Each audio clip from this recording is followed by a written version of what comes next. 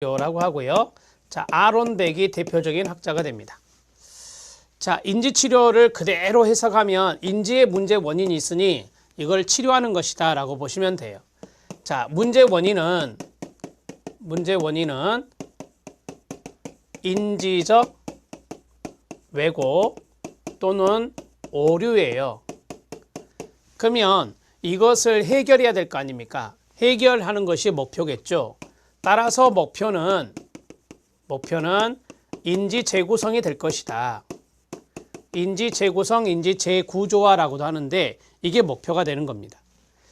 자, 여기에서 이야기에서 나왔던 것이 바로 인지 삼재라고 하는 것입니다. 생각에 있어서의 어떤 비합리적인 근거라고 할까요? 그러한 것들이 바로 세 가지 요소가 있다. 바로 자신과 미래와 바로 세계라고 하는 것이 여기에 들어간다. 자, 이 세 가지의 요소의 비관성이 있을 때 바로 우울증을 경험한다라고 하는 거죠. 이렇게 간단하게 정리하시고 이론적인 인지치료의 이론적인 가정들이 있다라고 했어요. 이론적 가정들이 있는데 첫 번째는 심리교육적 접근이다. 자, 여기서 중요한 단어는 당연히 교육이라고 말씀을 드렸습니다. 교육적 접근에 해당됩니다. 그 다음에 두 번째는 치료 세팅 외에서 해야 할 과제가 있습니다. 이 과제가 할당된다라고 하는 거죠. 과제가 부여된다라고 하는 것으로 이해하시면 됩니다. 자, 그리고 협동적인 경험주의 관점이라고 말씀드렸습니다. 자, 협동적이라는 것은 치료자와 내담자가 서로 협력적인 관계를 갖는 것이다. 그 다음에 협동적 경험주의 관점이다. 이 경험주의는 거기 나와 있는 대로 경험적으로 타당된 증거 위에서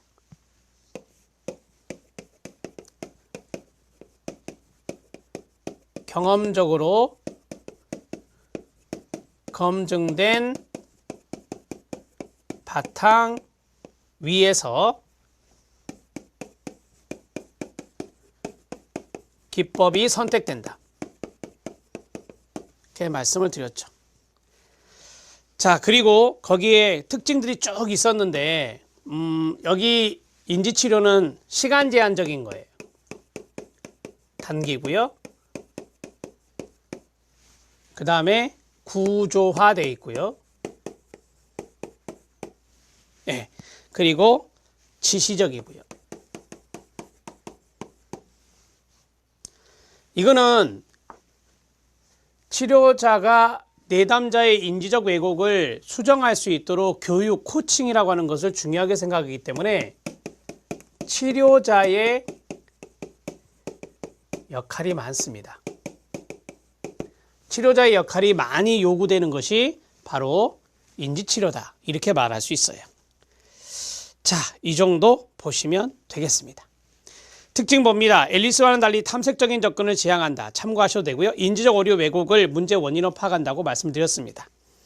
자, 실력 따지게 보면 합리적 정서행동 치료, 우리가 앞에서 배웠던 거, 비합리적 신념에서 경직된 당위성과 평가적 신념을 문제시하고 판단적, 자기 파괴적 결론에 이르게 된다라고 보는 거고요. 자, 커그니티브 세라피 인지치료는 당위성이나 평가적 신념보다는 개인의 정보 처리 과정에 나타나는 오류, 이게 바로 인지적 오류라고 해요. 이런 것들이 심각하다고 파악하는 것이죠. 그래서 방향은 같지만 쓰는 용어들이 좀 다르다, 이렇게 보시면 되겠습니다.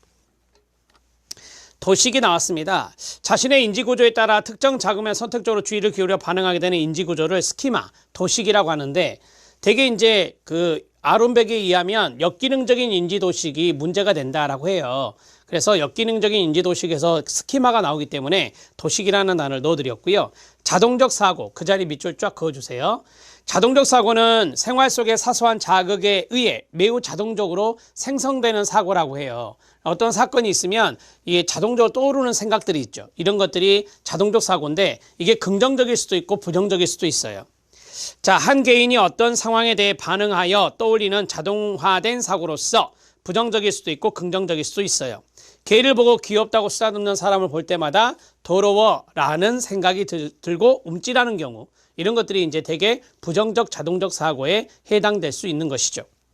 자, 인지적 오류의 유형, 이게 중요한 거예요. 별표 2개 쳐주시고 개념도 나올 수 있고 사례도 나올 수 있으니까 다 알아두셔야 됩니다.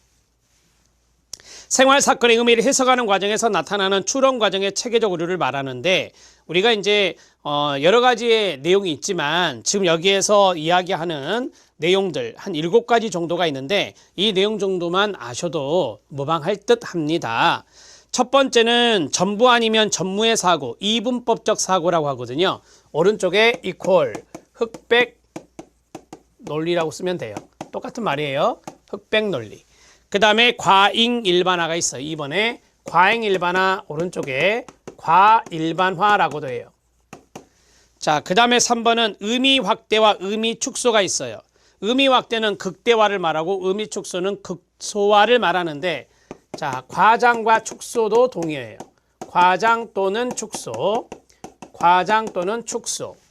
자, 그 다음에 네 번째 정신적 요과, 선택적 추상화, 2개 동의어예요.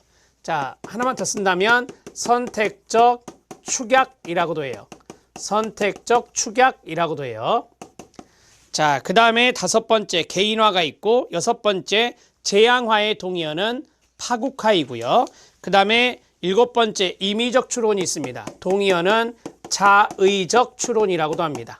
자의적 추론이라고도 합니다. 동의어 다 말씀드렸습니다. 이 정도 써놓으시고요. 자, 인지적 오류의 유형을 보겠는데요. 이것들은 다 생각을 잘못하고 있는 것들이에요. 인지적 오류 왜곡이니까. 그래서 바람직하지 못한 것들이다. 그리고 이런 것들이 나타날 때마다 바로 아론백의 치료기법이 활용될 수 있다라고 하는 것이죠.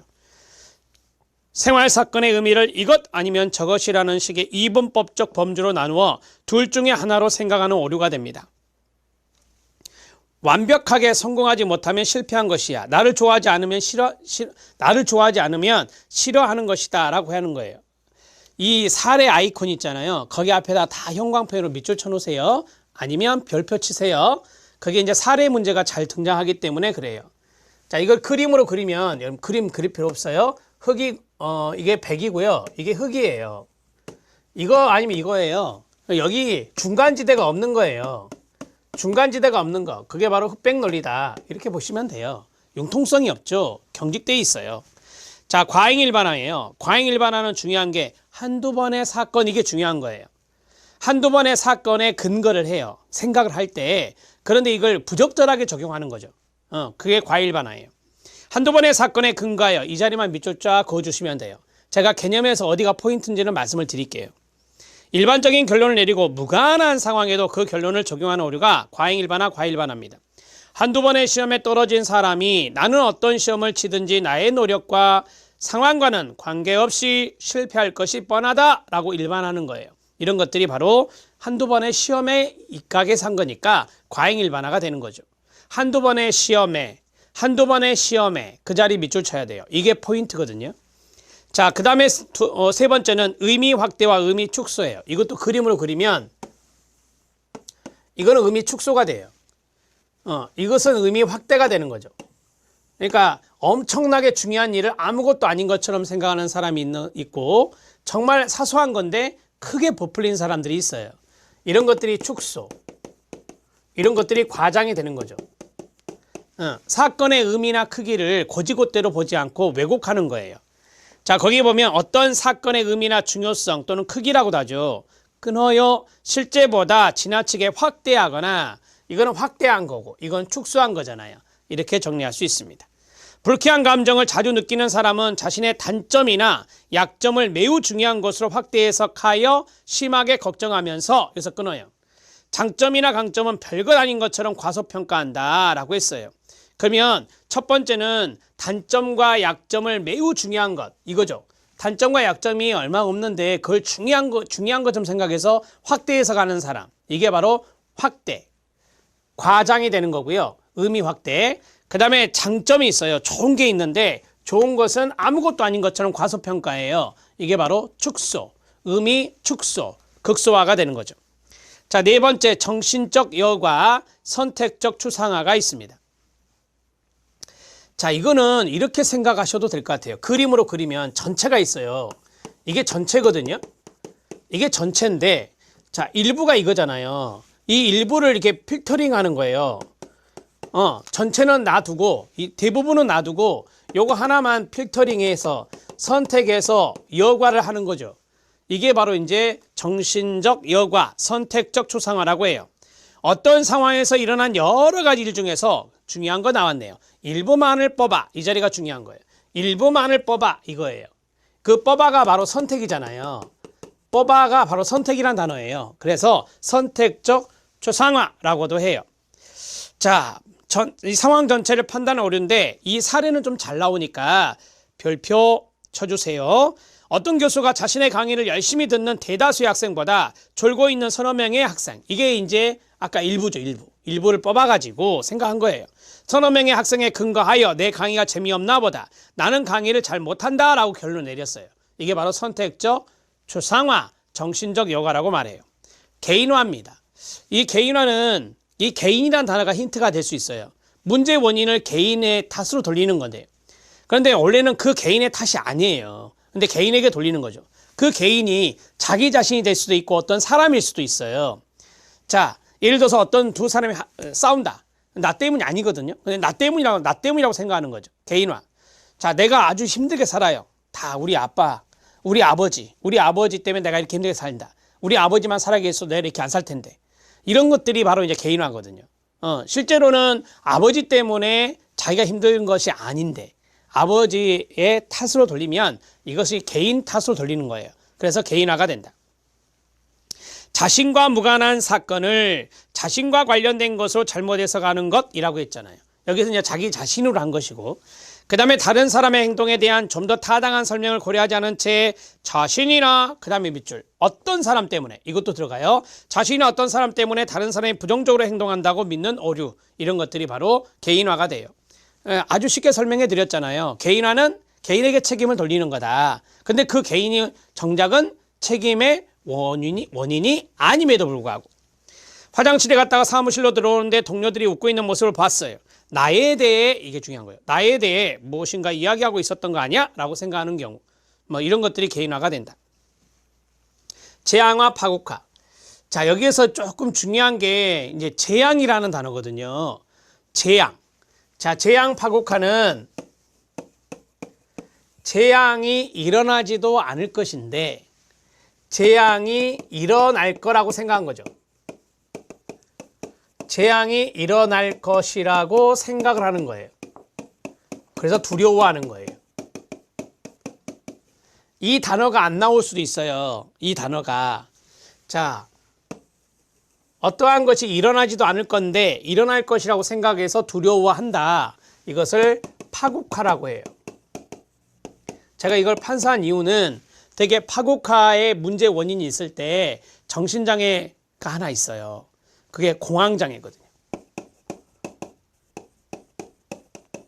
공황장애의 원인이 바로 파국적 오해석이라 해요. 그래서 공황장애의 원인이 파국화가 되는 거다.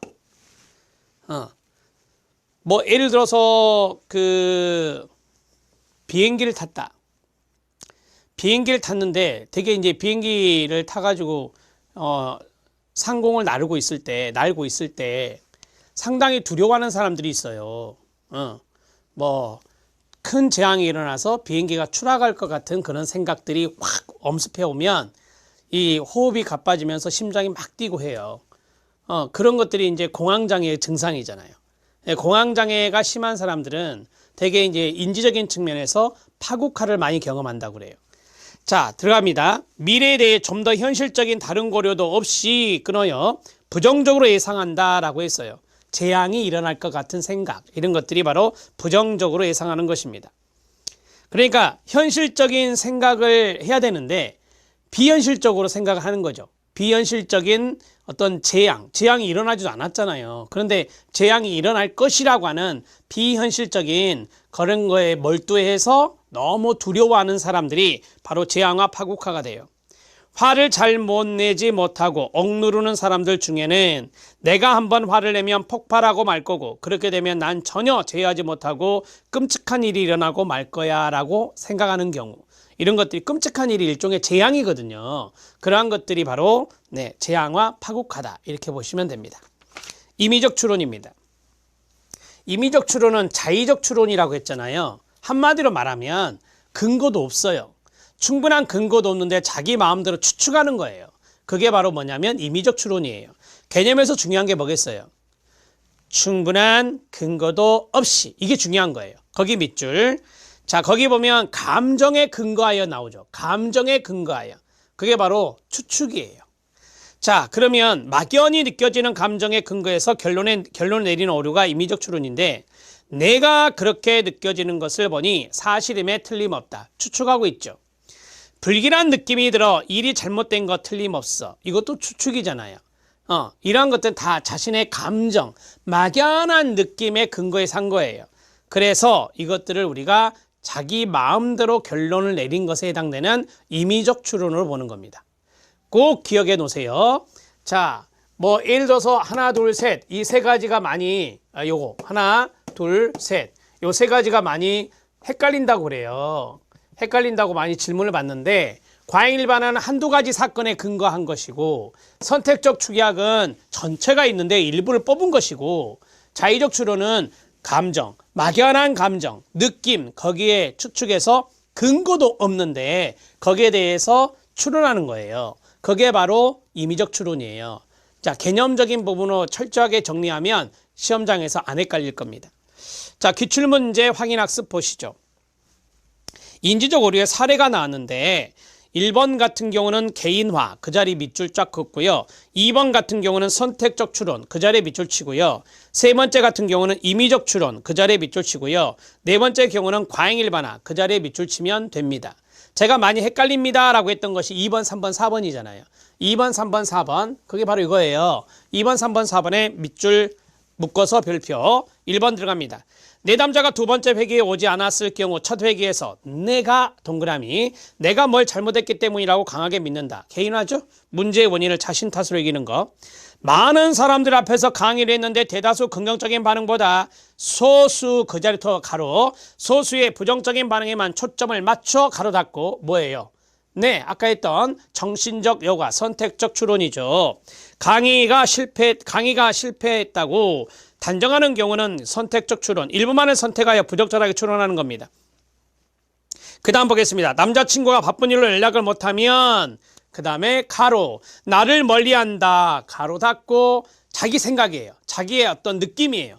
자기를 멀리한다, 나를 멀리하려고 한다고 결론 내리고 이별을 준비한다라고 했어요. 자, 남자친구가 바쁜 일로 연락을 못한 거잖아요. 바쁜 일로 연락을 못한 거지 자기를 멀리하려고 하는 게 아니잖아요. 이거는 근거가 안 되는 거예요. 바쁜 일로 연락을 못한 것이지 자기를 멀리하려고 하는 게 아니니까 충분한 근거가 아니잖아요. 그래서 이것은 임의적 추론이 되는 거예요. 충분하지 않은 근거로 자신이 마음대로 추론하는 것. 그 다음에 한두 번 이게 나와요. 한두 번 이게 나와요. 그러면은 과잉일반화가 되죠. 한두 번의 실현당한 경험으로 끊어요. 누구로부터도 항상 실현을 당할 것이라고 생각하는 거죠. 부적절하게 생각하고 있죠. 자, 과잉일반화입니다. 한두 가지 사건에 의해서 부적절하게 적용하는 것입니다. 자, 됐습니다. 그 다음에 이제 밑에 이미지가 하나 나와요. 그 이미지를 잘 보세요. 설명을 해드릴 테니까. 인지치료 이론에 따른 심리적 문제의 발생 과정인데요. 우리가 이제 왼쪽에 두 개의 원이 있어요. 여기는 역기능적 인지도식이에요. 그러니까 자기가 과거에 어떠한 사고, 인지의 틀이 기능적이 아니라 역기능적으로 형성이 된 거예요. 자, 그 다음에 위에 보면 환경적인 스트레스가 있어요. 그 다음에 부정적인 생활 사건들이 많았어요. 이게 이제 서로 이렇게 딱 연결이 되는 거죠. 그러니까 환경적인 스트레스가 많고 부정적인 생활 사건이 있으면서 나의 인지적인 사고의 틀은 부정적으로 형성이 됐어요. 자, 이런 것들이 모이잖아요. 그러면 사람이 생각을 아까 이극과 암기법 안 가르쳐 드렸네. 이극과 임계선파라고 하는 인지적 오류에 빠질 수 있어요. 이분법적 사고, 극대화와 극소화, 과잉 일반화, 임의적 추론, 개인화, 선택적 추론, 파국화예요. 그래서 인지적 오류에 빠질 수 있어요. 그러니까 이 두 가지에서 인지적 오류를 이제 갖게 되면 이게 문제의 원인이 되는 거예요. 그래서 어떤 생활 사건이 딱 터지잖아요. 그러면 항상 부정적으로 생각하는 부정적 자동적 사고가 나타나고 이름으로 인해서 심리적인 문제가 나타난다는 거죠. 물론 행동의 문제도 나타날 수 있고. 자, 이해되셨죠? 이 그림을 그냥 연상해 하시면 돼요. 외우려고 하지 마시고. 네 번째, 인지치료의 목표와 방법입니다. 인지치료 목표는 내담자가 보다 건설적이고 목표지향적인 활동에 참여하면서 자신의 능력에 대한 부정적이고 역기능적 사고를 변화시키는 거다. 이거잖아요, 이거. 인지재구성이 목표예요. 오른쪽에 인지재구성 쓰면 돼요. 자, 치료 초기에는 비교적 인식되기 쉬운 부정적 자동적 사고에 초점을 두어 스스로 이러한 자동적 사고를 식별하고 평가하여 수정할 수 있도록 돕는 겁니다. 그러니까 초기에는 딱 식별할 수 있는 게 어떤 사건이 있을 때 항상 부정적으로 생각하는 것들이 보이거든요. 그래서 부정적 자동적 사고를 변화시키려고 노력을 하는 거죠.